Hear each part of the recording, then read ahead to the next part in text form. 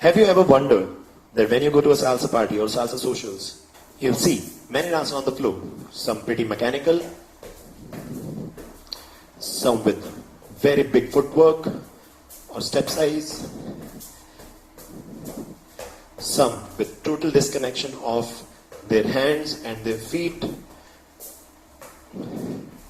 and some just trying to figure out the body movement but haven't figured yet.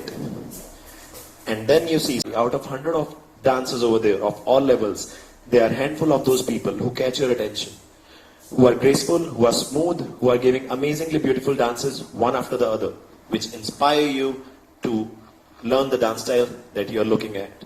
The thing that makes them different than the rest of the crowd is the salsa body movement. An important point to note over here, if you are one of those who have recently started learning salsa, and you think your dancing is not as great, as attractive, as technically correct, or as smooth as you think it should be, or maybe you are one of those who is taking big steps, whose hand movements are mechanical, please do not worry. There's a lot of learning lying ahead of you. The salsa journey is really exciting and really challenging.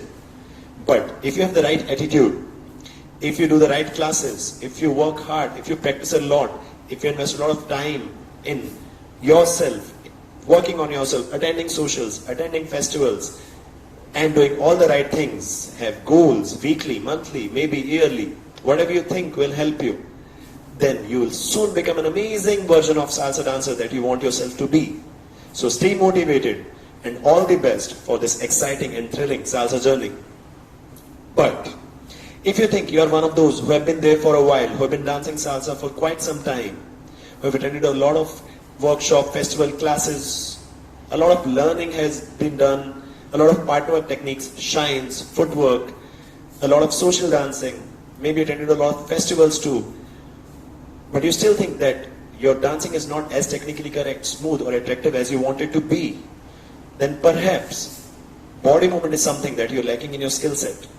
Why not explore it today with us? Today, we take you to the salsa basic body movement in a step-by-step manner. It will be fun and we hope you like it.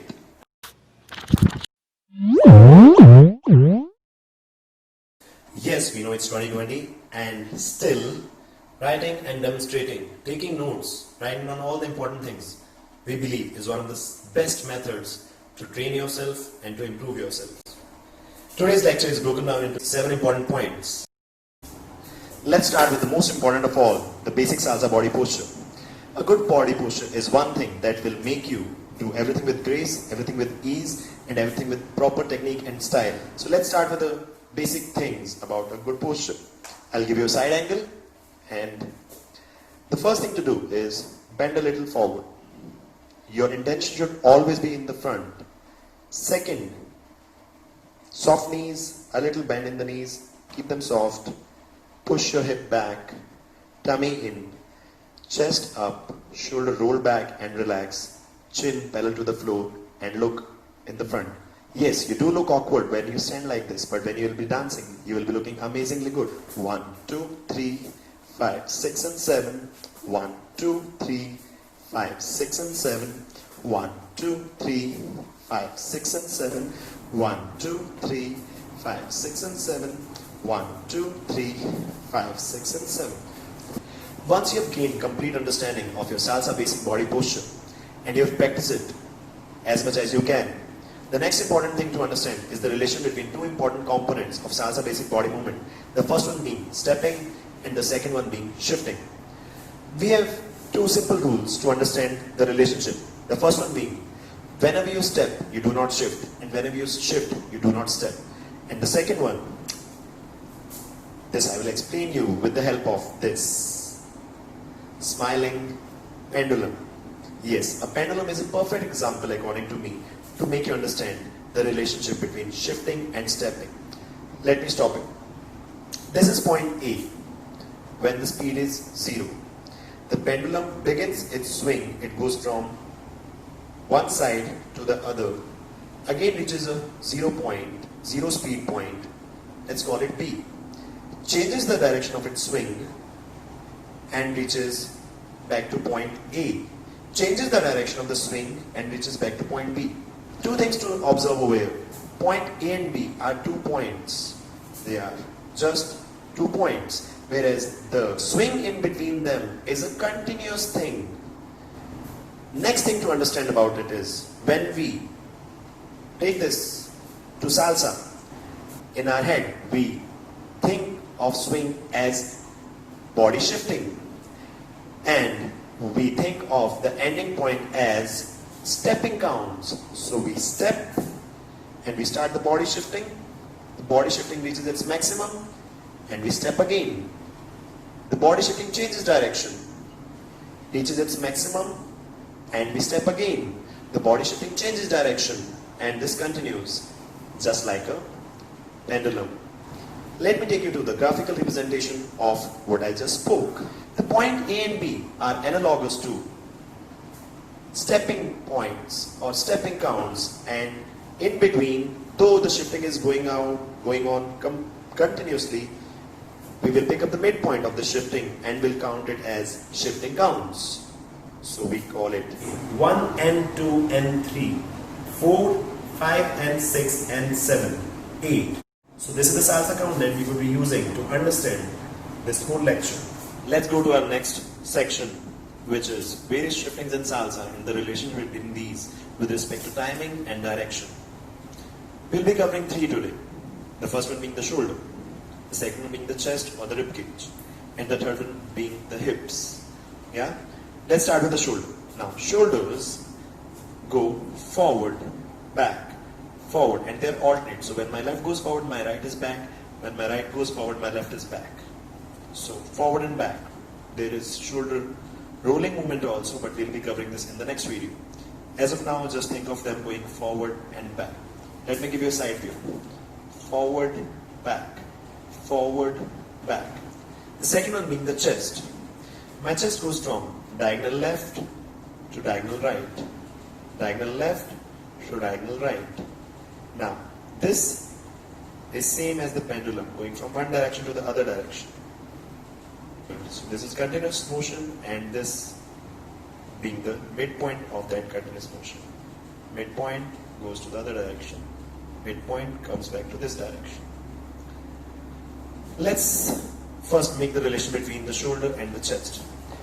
When my chest is going from diagonally left to diagonally right, and at that moment, when this shifting is reaching its maximum, my left shoulder extends forward. Now, when I'm going from this side back to this side, my right shoulder extends forward.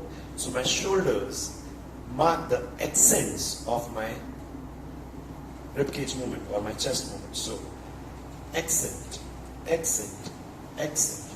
So the primary mover is the chest, and the shoulder accents the end points.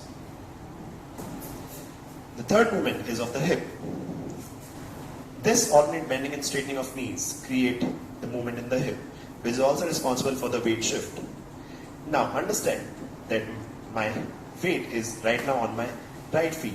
It goes to my left feet, goes to my right feet, goes to my left feet, goes to my right feet, goes to my left feet, and this continues. Now, let's fix the connection between the chest, shoulder, and the hip. When my chest goes from diagonal left to diagonal right, my left shoulder comes forward, and at the same time, the weight is on the right hip. So, this is the position. Left shoulder is forward, chest facing diagonal right, weight on the right hip. And now I shift. I shift my chest direction from diagonal right to diagonal left. My right shoulder comes forward and the weight shifts from my right feet to my left feet. Now, shifts again, shifts again, shifts again. So you can see the relationship between the chest, the shoulder, and the hips. Now, two important things to understand. These shiftings, the shoulder coming forward, backward, the chest going from diagonal left to diagonal right and back again, and the hip going from right to left, they are happening at the same time. They are simultaneously. So it's nothing like the shoulders are shifting first or the chest is shifting later, etc.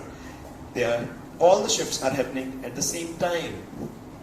The directions are different, but the timing is the same. Now, this brings us to the point number 4. Let's combine all of them together. From point number 1, we learned the posture. From point number 2, we learned that shiftings and the steppings are happening on different time. In fact, the steppings happen when the shift reaches its maximum.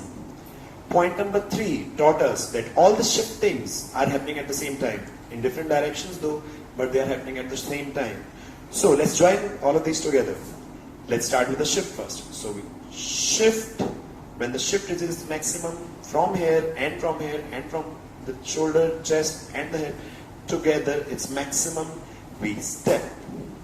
When the shift reaches its maximum, we step. When the shift reaches maximum, we step. Also observe that at every step, the shift changes direction. So whatever the shift is happening in whichever direction, once you step, the directions are reversed. Shift, step, shift, step, shift, step, shift, step, shift, step. The reason I am saying shift, because it's a continuous process. It's not one step, shift.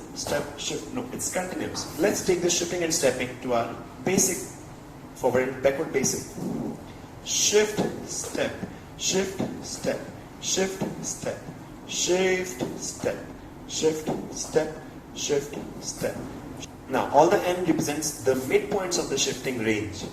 N1, N2, N3, 4, 5, N6, N7, 8, 1, N2, N3, 4, 5, N6, N7, 8, 1, N2, N3, 4, 5, N6, N7, 8, 1, N2, N3, 4, 5, N6, N7, 8, 1.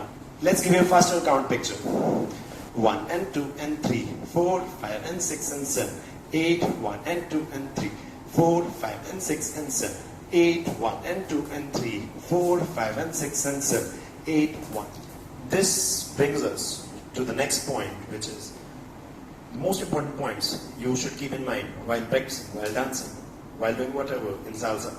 The first one is the knees are always soft. Don't lock them. Second, take small steps. Don't take big steps. Why? Because it's difficult to do all this shifting in so big directions with so big steps. But if you just reduce them, you get a good body movement and at the same time a small step size. One leads to the other. The third one being, always maintain your posture. Your posture is the key to a good body movement, to small stepping, and to do everything with ease and grace. Now we come to defining the scope of our next video. The body movement does not involve only the techniques listed in this video, but there are a little more to it. For example, the shoulder. It doesn't only come forward and backward, but it rolls backward. And there is a close association of your shoulder and chest, which again connects together with your hip and everything else. Your elbows, there is a proper way to move the elbows, the plane in which the elbow should be moving. Your arms, your swings, your arm swings, your hands, your fists, your fingers in case of girls. Also, the proper way to step, which makes your body movement come naturally, as well as your movements come faster and with greater ease, at the same time greater perfection and grace. We hope that by the time we come up with our next video, you have practiced all the techniques listed in this video and we take our body movement to the next level.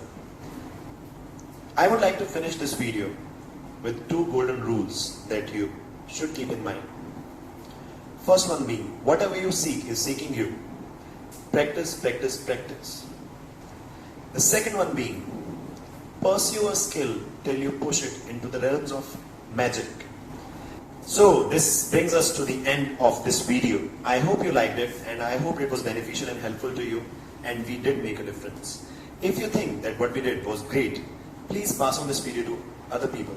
Show some love to the dancing community and to people who need this video. Also, please subscribe to our YouTube, Facebook and Instagram channels. All go by the same name, 𝗘𝗽𝗶𝘀 Dance Academy. This is Anuj signing off and We will see you the next week, next Friday, with another dance style, with another teacher. Till then, thank you so much for your time. Have a great week ahead.